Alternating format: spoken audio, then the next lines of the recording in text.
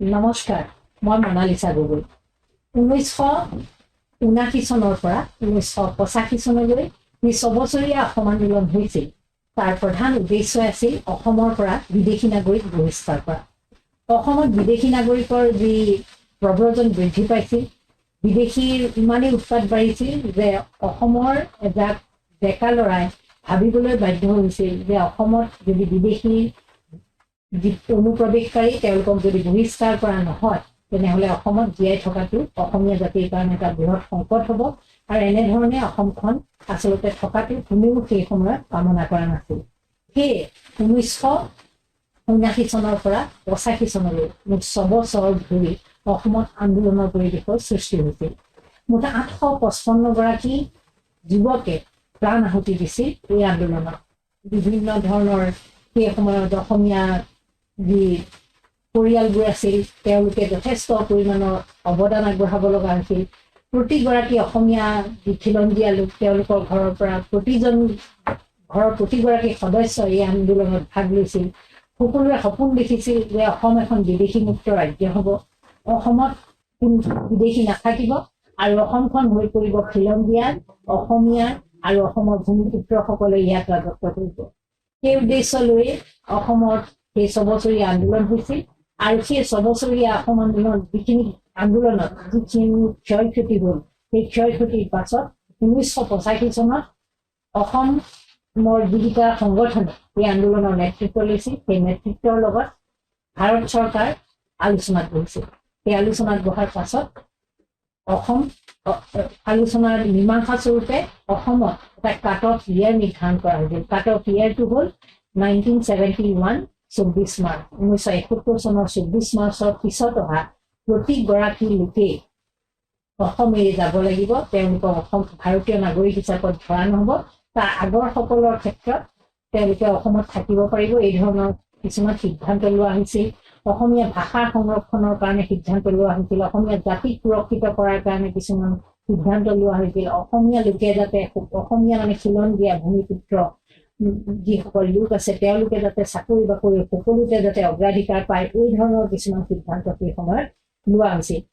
AGP চৰকাৰ সেই সময়তেই তাৰ পিছতেই তেওঁলোকে অসম গণ পৰিষদ নামৰ এটা আঞ্চলিক দলৰ জন্ম দিছিল, ক্ষমতালৈ আহিছিল অসম গণ পৰিষদ দল। অসম গণ পৰিষদ দলটো অসমীয়া খিলঞ্জীয়া ভূমিপুত্ৰসকলক লৈ গঠিত এটা দল আছিল আৰু তেওঁলোকে ক্ষমতালৈ অহাৰ পাছত অসমীয়া জাতিৰ স্বাৰ্থ সুৰক্ষাৰ কাৰণে, অসমীয়া ভাষাৰ সুৰক্ষাৰ কাৰণে, অসমৰ ভূমি সুৰক্ষাৰ কাৰণে সকলো ধৰণৰ পদক্ষেপ লোৱাৰ কথা ঘোষণা কৰিছিল। 1985 চনৰ পৰা 1990 চনলৈ প্ৰফুল্ল মহন্তৰ নেতৃত্বত সেই চৰকাৰ গঠন হৈছিল আৰু তেওঁলোকে এইখিনি কথা সকলোৱে জনাৰ কথা, মই নতুনকৈ ক'ব লগা নাই, কিন্তু আজি মনত পেলাব লগা হৈছে কাৰণ সেই আন্দোলনৰ উদ্দেশ্যও আছিল বিদেশী নাগৰিকৰ বিতাড়ন, মানে বিদেশী নাগৰিক বহিষ্কাৰক লৈ হোৱা আন্দোলনৰ ফলশ্ৰুতি।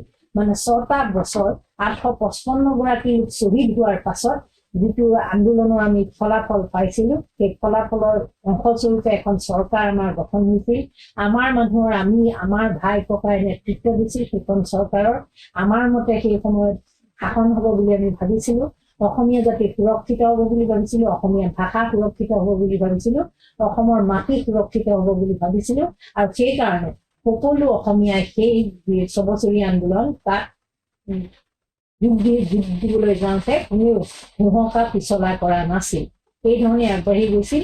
আৰু যেতিয়া সেই যি আন্দোলনৰ ফলত মানে 855 জন শ্বহীদৰ আত্মদাহ বুলি কৈছো, আত্মবলিদানৰ পাছত যিখন চৰকাৰ গঠন হ'ল, সেই চৰকাৰখনে কিন্তু প্ৰথম অৱস্থাত যেনেধৰণে প্ৰতিশ্ৰুতি দিছিল অসমবাসীক, অসমীয়াৰ বাবে চাকৰি সংৰক্ষণৰ কথা কৈছিল, স্বচ্ছ নিয়োগ নীতিৰ কথা কৈছিলে যে যিসকলে চাকৰি পাব তেওঁলোকক খুব স্বচ্ছতাৰে দিয়া হ'ব, NRC আপডেটৰ কথা সেই সময়ত হৈছিল, AGP ভূমি অধিকাৰ সুৰক্ষিত কৰাৰ কথা কৈছিল আৰু বিদেশী বিতাড়নৰ কথা কৈছিল। মানে যিটো কাট অফ ইয়াৰ আছিল 1971 চনৰ 24 মাৰ্চৰ পিছৰ লোকসকল যোৱাৰ কথা কৈছিল, কিন্তু প্ৰেক্টিকেলি বাস্তৱ ভিত্তিত সেই চৰকাৰখনে একো কৰিব নোৱাৰিলে। তাৰপিছত এচাম যুৱক আকৌ ভিতৰি অসন্তুষ্ট হ'ল আৰু সেই ভিতৰি অসন্তুষ্ট হোৱাৰ ফলতে আলফাৰ জন্ম হ'ল। সেই 1979 চনৰ 7 এপ্ৰিলত ৰংঘৰৰ বাতৰিত জন্ম হ'ল। আলফাৰ জন্মৰ অন্তৰালত থকা উদ্দেশ্যবোৰ সকলোৱে জানে। তেওঁলোকে যিসকল যুৱকে নেতৃত্ব লৈছিল সেই সময়ত তেওঁলোকে এটা কথা উপলব্ধি কৰিছিল যে অসমৰ খনিজ সম্পদ, অসমৰ বনজ সম্পদবিলাক কেন্দ্ৰই ব্যৱহাৰ কৰে, কিন্তু কোনো অসমবাসী লাভান্বিত নহয়, অসম চৰকাৰ লাভান্বিত নহয়। ইয়াৰ দ্বাৰা অসম সদায় উপেক্ষিত হৈ থাকে, কেন্দ্ৰৰ দৃষ্টিত সদায় উপেক্ষিত হৈ থাকে। বাকীবোৰ চৰকাৰে যেনেধৰণৰ সাহায্য লাভ কৰিব লাগে কেন্দ্ৰীয় চৰকাৰৰ পৰা সেই ধৰণৰ সাহায্য লাভ কৰে, কিন্তু অসমে কোনো ধৰণৰ সাহায্য লাভ নকৰে বা সদায় মাহীয়াৰ দৃষ্টিত, যিটো কাৰণে অসমক আচলতে স্বাধীন কৰা, সাৰ্বভৌম অসম কৰাৰ সপোন দেখিছিল এই আলফাৰ যিসকল জন্মলগ্নৰ পৰা জড়িত লোকসকলে। মই আপোনালোকক দুটা প্ৰেক্ষাপট ক'লো, প্ৰথমটো অসম আন্দোলনৰ যিটো প্ৰেক্ষাপট আৰু দ্বিতীয়টো আলফাৰ প্ৰেক্ষাপট। এই সকলোখিনি কথা অসমৰ অসমীয়া প্ৰতিজন নাগৰিকে জানে, কিন্তু এই দুয়োটা সংগ্ৰামৰ পাছত অসম আন্দোলন হ'ল। অসম আন্দোলনৰ পাছত অসমৰ খিলঞ্জীয়া লোকে নেতৃত্ব দিয়া অসম গণ পৰিষদ দল হ'ল। অসম গণ পৰিষদ দলে দুবাৰকৈ অসমত চৰকাৰ গঠন কৰিলে। আলফা হ'ল, আলফাৰ পাছত চালফা হ'ল, বিভিন্ন ধৰণৰ আলফাৰ ভাগ ভাগ হ'ল, বিভাজন হ'ল। ইয়াৰ পিছতো কিন্তু অসম যেনেধৰণে বিদেশী নাগৰিকৰ পৰা সুৰক্ষিত হ'ব লাগিছিল তেনেধৰণৰ সুৰক্ষা এতিয়ালৈকে নাপালে। অসমত না বিদেশী নাগৰিক বহিষ্কাৰ হ'ল, সেই তেতিয়া যিমানখিনি বিদেশী নাগৰিক আছিল এতিয়া মুখ্যমন্ত্ৰীয়ে দিয়া পৰিসংখ্যা শুনিলে এলাগোচা মানুহ বেহুচ হৈ যোৱা এটা পৰিসংখ্যা তেওঁ দিছে, যিটো 1 কোটিতকৈ অধিক হ'ব বুলি কৈছে। 2041 চনত অসম এখন মুছলিম ৰাজ্য, মুছলিম প্ৰধান ৰাজ্য হৈ পৰিব বুলি অসমৰ মুখ্যমন্ত্ৰীয়ে কৈছে 2025 চনত। অথচ এই চুক্তি 1985 চনৰ যি চুক্তি আছিল সেই চুক্তিতে আছিল যে বিদেশী নাগৰিক বহিষ্কাৰ কৰা।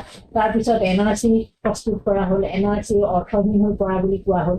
বিভিন্ন সময়ত বিভিন্ন ধৰণৰ প্ৰশ্ন উত্থাপন হ'ল। অসমীয়া সংজ্ঞা নিৰূপণ কৰিব নোৱাৰা হ'ল। অসমীয়া কাক অসমীয়া হিচাপে ধৰিব সেইটো বিচাৰোতে বহুত সময় গ'ল, এতিয়ালৈকে সেইটোৱেই নিৰূপণ কৰিব পৰা নাই। এনেকুৱা কিছুমান পৰিস্থিতিৰ কাৰণে অসমত বিদেশী নাগৰিক যিটো বিতাড়ন বহিষ্কাৰৰ কথা কোৱা হৈছিল সেই বহিষ্কাৰ নহ'ল।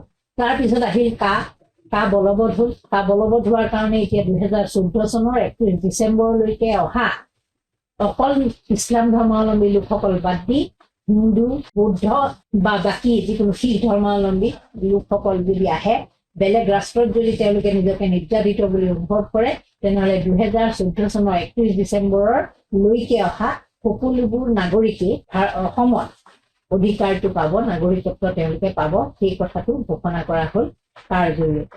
গতিকে এই ধৰণৰ কথা বতৰাবিলাকৰ পৰা এটা কথা স্পষ্ট হ'ল যে বিদেশী নাগৰিক বুলি ক'লে আমি যিসকলক বুজো তাৰ কোনো স্পষ্টতাই নিৰূপণ কৰিব নোৱাৰিলে। যিখন চৰকাৰ আমাক সেই আশা দি আহিছিল, মানে মই অসম গণ পৰিষদ চৰকাৰৰ কথা কৈছো, যি আলফাই আমাক কৈছিলে যে কেন্দ্ৰীয় চৰকাৰ শোষণৰ পৰা আমাক মুক্ত কৰিব, বাহিৰা যি শক্তি বহিৰাজ্যৰ পৰা অহা যিসকল লোক, বহিৰাগত লোকসকলে আমাৰ ওপৰত যি নিৰ্যাতন চলাইছে, শোষণ চলাইছে, সেইবোৰ নাইকিয়া কৰাৰ কাৰণে আলফা গঠন হৈছিল। কিন্তু সেই এটাও যিবোৰ তেওঁলোকৰ প্ৰতিশ্ৰুতি আছিল, না অসম গণ পৰিষদৰ প্ৰতিশ্ৰুতি, না আলফাৰ প্ৰতিশ্ৰুতি, কোনোটো প্ৰতিশ্ৰুতিয়ে তেওঁলোকে সফল কৰিব নোৱাৰিলে।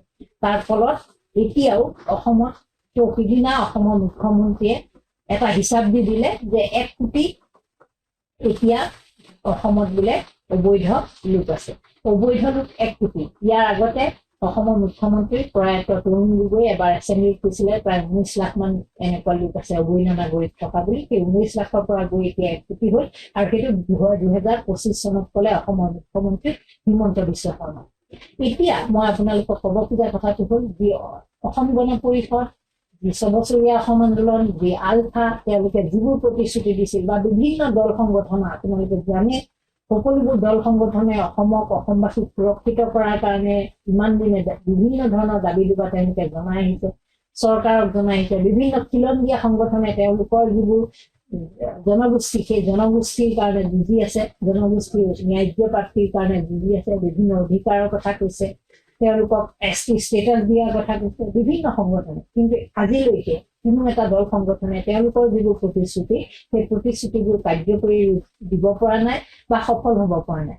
তেওঁলোকৰ নেতা সলনি হৈছে, সেই নেতাবিলাকে সেই সংগঠনবিলাকেই ৰাজনীতিত যোগদান কৰিছে, তেওঁলোক কোনোবা শাসক দলৰ নেতা হৈছে, কোনোবা বিৰোধী দলৰ নেতা হৈছে। তেওঁলোকৰ ৰাজনৈতিক জীৱনবোৰ ঠিকভাৱে আগবাঢ়ি গৈ আছে, কিন্তু তেওঁলোকে যিবোৰ জনগোষ্ঠীক প্ৰতিনিধিত্ব কৰে সেই জনগোষ্ঠীবোৰ যেনেদৰে আগতে অৱহেলিত আছিল ঠিক তেনেধৰণে অৱহেলিত হৈছে, একেটা পৰ্যায়তে আছে, একেধৰণৰ শোষণৰ সন্মুখীন হৈ আছে, একেধৰণৰ নিৰ্যাতনৰ সন্মুখীন হৈ আছে।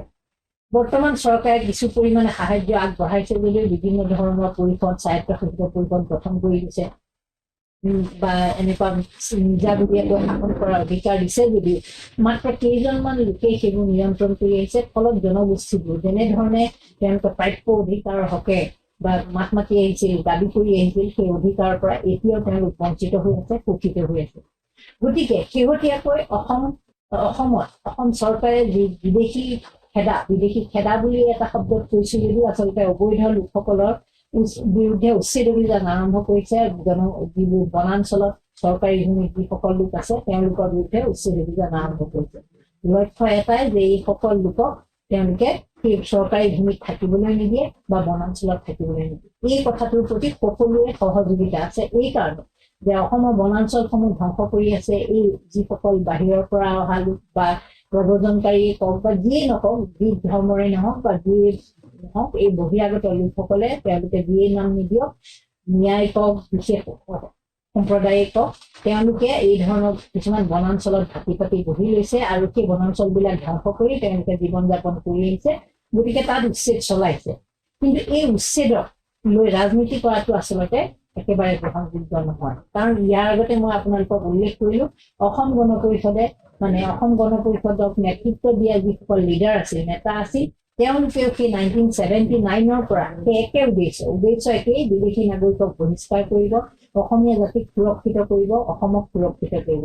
আলফাৰো সেই একেই দাবী, অসমক সুৰক্ষিত কৰিব, অসমক সাৰ্বভৌম কৰিব, কেন্দ্ৰীয় চৰকাৰৰ শাসন শোষণৰ পৰা অসমবাসীক নিৰাপত্তা দিব। এই ধৰণৰ উদ্দেশ্যৰে আচলতে আলফাও গঠন হৈছিল। কিন্তু কোনোটোৱে ইমান শক্তি, ইমান তেওঁলোকৰ অস্ত্ৰ শস্ত্ৰৰে সজ্জিত হৈ থকাৰ পাছতো কোনো ধৰণৰ কিন্তু পৰিৱৰ্তন আনিব নোৱাৰিলে।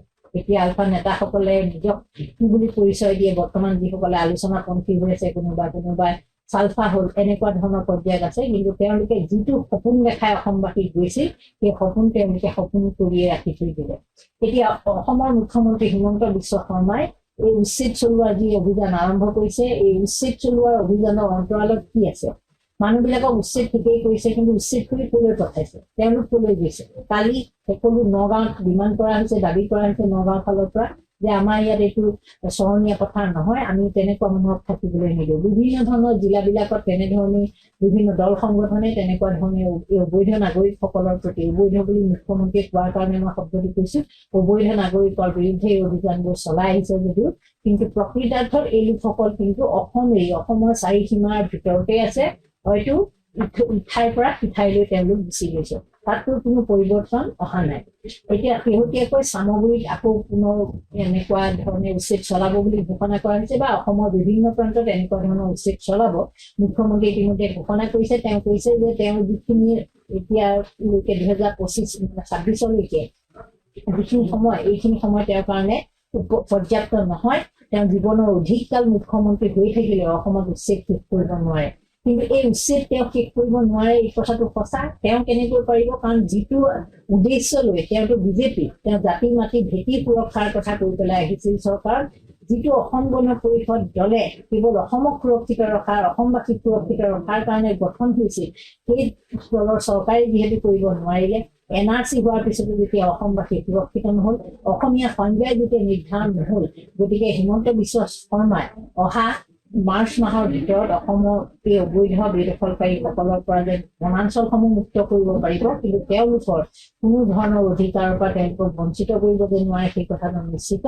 আৰু যদি তেওঁ উদ্দেশ্যটো সঁচাকে ভাল হলহেঁতেন, তেনেহলে তেওঁ এতিয়া তেওঁৰ জীৱনৰ 25টা বছৰ মন্ত্ৰী হিচাপে আছে, এতিয়াহে বিজেপিৰ মুখ্যমন্ত্ৰী হিচাপে আছে। গতিকে আগৰ সময়ছোৱাতো তেনেকুৱা ধৰণৰ পদক্ষেপ তেওঁ গ্ৰহণ কৰিব পাৰিলেহেঁতেন, কাৰণ তেওঁ অঘোষিত মুখ্যমন্ত্ৰী আছিল কংগ্ৰেছৰ দিনতো আমি সকলোৱে জানো।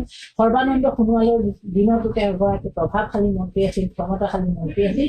কিন্তু এতিয়া এই মূৰামূৰি সময়ত, নিৰ্বাচনলৈ খুব কম সময় থকা সময়ত যি উচ্ছেদৰ তেওঁ এই পাতনি মেলিছে, এই উচ্ছেদৰ জৰিয়তে আচলতে অসমৰ খিলঞ্জীয়া ভূমিৰ পুত্ৰসকলৰ মাজত, অসমীয়া লোকসকলৰ মাজত এটা আবেগ সৃষ্টি কৰিব খুজিছে, যি আবেগৰ জৰিয়তে তেওঁ আচলতে বিজেপিৰ প্ৰতি যি মোহভংগ হৈছে, মূল্য বৃদ্ধিৰ পৰা, নিবনুৱা সমস্যাৰ পৰা বিভিন্ন সমস্যাই বিজেপিৰ দিনত যে জনতাক হ্ৰাস কৰি পেলাইছে, এই সমস্যাবিলাকৰ পৰা এই ইছ্যুবিলাকৰ পৰা আচলতে আঁতৰাবলৈ এই উচ্ছেদৰ ৰাজনীতি আৰম্ভ কৰিছে বুলি বহুতেই ক'ব খোজে, বিৰোধী দলবিলাকেও ক'ব খোজে। কাৰণ তেওঁৰ যদি সদিচ্ছা থাকিলেহেঁতেন তেনেহ'লে এই সদিচ্ছা থকা মানুহজনে অসম চুক্তিৰ 6 নং দফাটো ৰূপায়ণত গুৰুত্ব দিলেহেঁতেন। আৰু অসম চুক্তিৰ 6 নং দফা যদি ৰূপায়ণ হ'লহেঁতেন তেনেহ'লে অসমত সেইখিনি পৰামৰ্শ যদি কাৰ্যকৰী হ'লহেঁতেন, অসমীয়া জাতিৰ অস্তিত্ব থাকিলেহেঁতেন, অসমীয়া জাতিয়ে নিজক ৰক্ষা কৰিব পাৰিলেহেঁতেন, ভাষা সংস্কৃতি